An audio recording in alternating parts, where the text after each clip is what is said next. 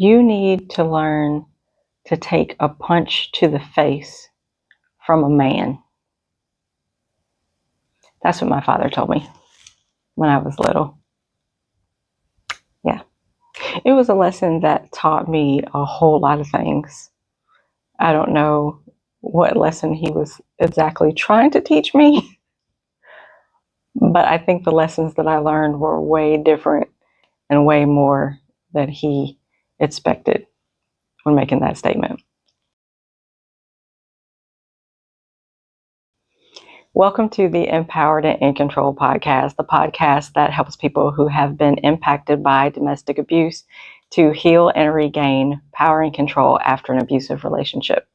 I'm your host, Oriana, your favorite domestic violence expert, speaker, and owner of To Rise Advocacy and Consulting. In this Protecting Children series, we have been exploring the impact of domestic abuse on children. We've been talking about the lessons that children are learning growing up in abusive households and how children are sometimes used as pawns within the cycle of abuse. So I'm going to start with my story as a case study. Okay. I have an ACEs score of 6 out of 10, which basically means that according to that questionnaire, I've experienced at least 6 of the 10 traumatic experiences. And that's with only counting it one time, as if it only happened once, right? With an ACEs score of 6 or higher, statistically speaking, the outcomes for my life are supposed to be drastically different than they actually are. They talk about in the ACEs study how a high ACEs score can have a lot of different effects without intervention. A lot of those health effects are things that people see as they get older into their 40s and 50s, and they start having health issues that seem to be out of nowhere, right? We're talking about high blood pressure, diabetes, cancer, heart failure, heart disease, things like that, stroke. And so it's very important to understand how trauma affects the body. And so if you haven't read the book, Your Body Keeps the Score, or The Body Keeps the Score, I would, recommend that you read that book, but also just know that the amount of trauma that you have experienced as a child is still trapped in you as an adult if you don't get intervention services. So counseling, other types of therapy, even if it's non-traditional types of therapy, art, dance, music therapy. There are ways that you can intervene with that. But I kind of want to pull a thread from that first statement that I said and kind of talk about that lesson and what lesson I learned from my father telling me that. So keep in mind, I have an ACEs score of 6, which means I've endured a lot of trauma between the ages of 0 to 18.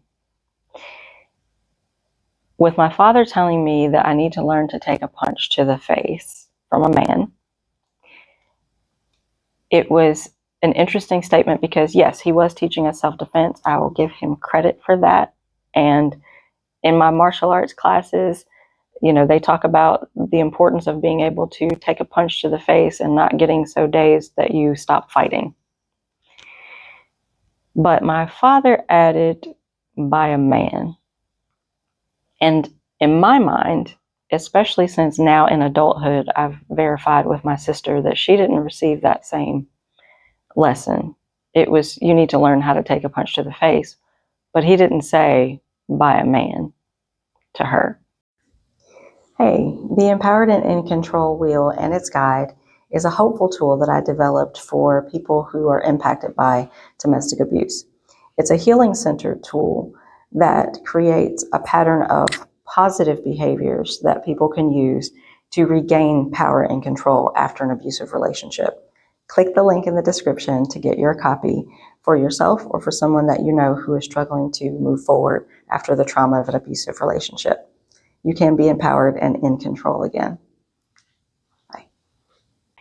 What I took that to mean is that because I was always the one who was defiant when it came to him and him being controlling and being abusive, the fact that I didn't believe any and everything that he said to me, that he expected that in my romantic relationships, I'm going to have to fight somebody. Somebody is going to put their hands on me because of my mouth.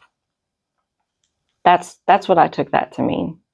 That by me advocating for myself or by me rejecting being controlled, I should expect violence in my relationships.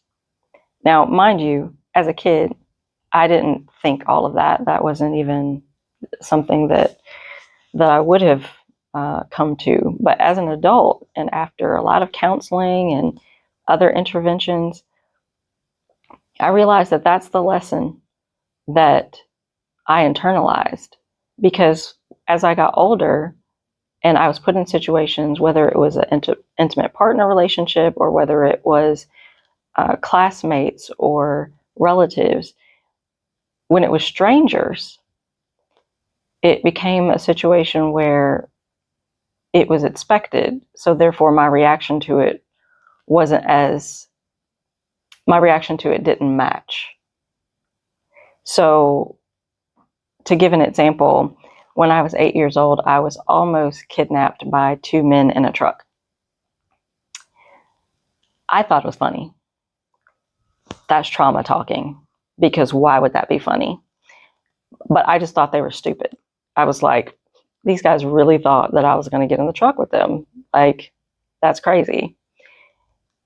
But if it wasn't for my dog that I had with me, who jumped up and tried to rip them apart in that truck, then I may never have been seen again.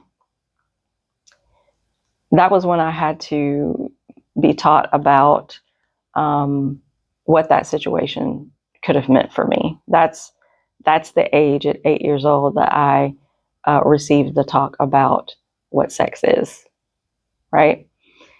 So again, you're talking about trauma that has been compounded, and all of these things are happening. And so that lesson of expecting violence from men carried on into my adulthood.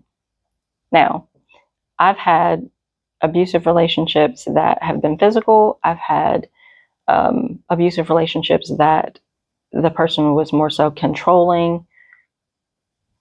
And what never occurred to me until I got into this field and until I started going to counseling is that it never occurred to me that I shouldn't have to fight in my relationship at all.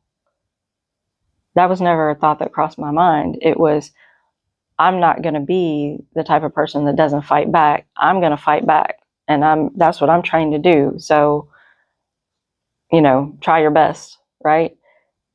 But it never occurred to me, that's not even something you should expect. That's not something that should be commonplace. But that's the lesson that I learned. It also taught me that when you are a daughter being raised by an abusive father, there are certain expectations that they have for what your life is going to look like. But it doesn't have to look that way.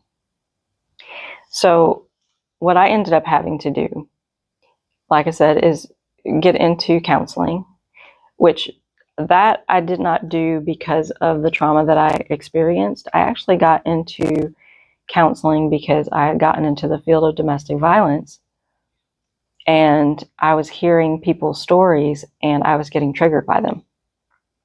And I was like, I need to get some help and resolve the issues that I haven't addressed. I need to process what I've actually been through in my life, because at the end of the day, I'm not going to be able to help anybody if I'm just as triggered as they are about their situation. And so that's what kind of led me on that journey. There have been a lot of things that I have done as far as self-awareness and self-love and self-worth, and I continue to do them because the statistic says that with having an ACEs score of 6 or higher, that my life span should be cut short by 20 years. So I'm not for that. I don't know about y'all. I'm just, no, I don't want to. So I decided that I was going to do everything I could to make sure that I am taking care of my physical health, my emotional health, making sure that I am surrounding myself with positive people, people that pour into me, that believe in what I'm doing, that believe that I'm a good person and that I'm trying to be a good person. And it's been quite a journey. But when you're a child growing up in an abusive household, you may not see that life could be any different. You may not see that there is hope on the other side, or that there's the possibility of healthy love. But there is. There is. Because just like I've had abusive relationships, I've had a healthy relationship as well. And it taught me a lot as well. But I wanted to use myself as a case study because a lot of times people make assumptions about the type of people who are in abusive relationships. I've been in this field for a while. I'm very passionate about it. Anybody who knows me will tell you that this is, this is my hill to die on, right? But it's because I know what survivors have endured. I know the mindset that they've had to have in order to survive and in order to thrive on the other side. And healing is possible. And love is possible. Healthy love is possible.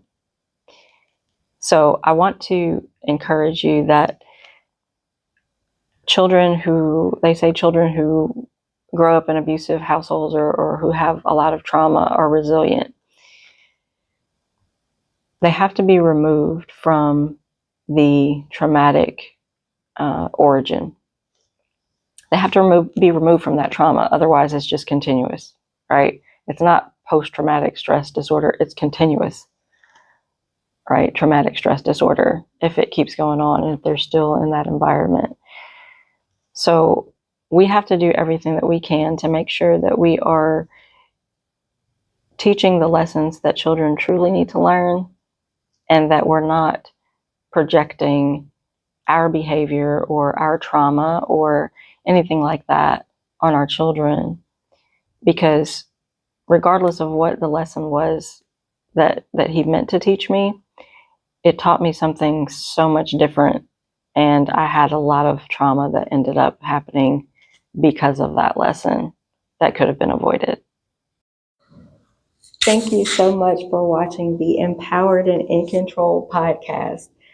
Hey, have you ever thought about starting your own podcast? When people recommended it to me, I had no idea where to start. I didn't know anything about podcasting.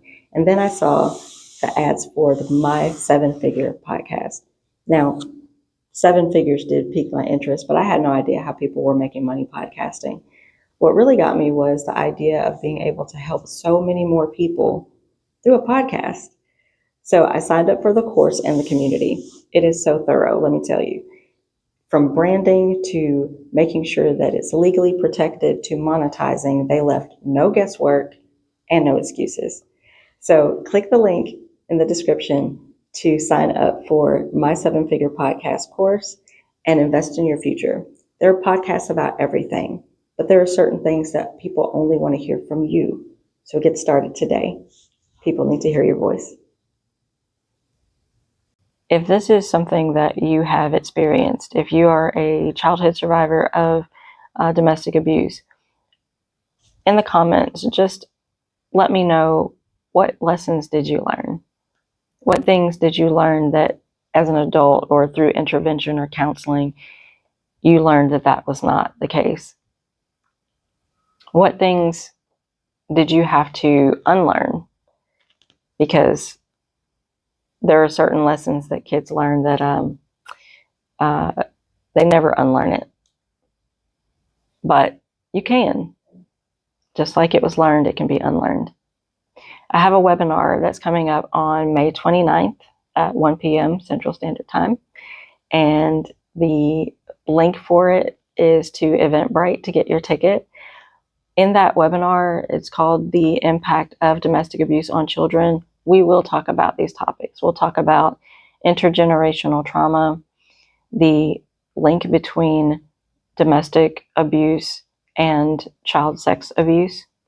We'll also talk about the adverse childhood experiences, which is something that we just talked about, and the lessons that children are learning in abusive households. We'll touch on all of that, even though it's a short webinar, it's 30 minutes.